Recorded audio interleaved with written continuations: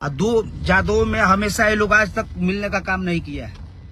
आज तक उनका साथ हमारे फोटो देखले बड़ा काहे नहीं लोग देखले आज तक यही सब अगिला कानाफोरी आगे करता और है। हम क्लिप दिखा रहे हैं खेसारी लाल यादव को लेकर प्यार भरा प्रमोद प्रेमी ने बहुत सालों के बाद पहली बार ऐसी बात बोली है। इसमें वो बोलते हुए नजर आ रहे हैं कि आज तक खेसारी लाल यादव के साथ में आपने क्यों एक भी फोटो नहीं देखा है, यही सब कारण है। आगे देखिए वीडियो को। और लड़ावे कहल जाने लगा खाली अहिर में है। भाई साहब आप अनुरोध भाई इससे लोगों को आप मत रखिए। ये लोग तो मार्केट आपका खराब ही कर दिया और इज्जत आबरू भी ये लोगों से बोलने वाला चाहे बाकी आप भाई है।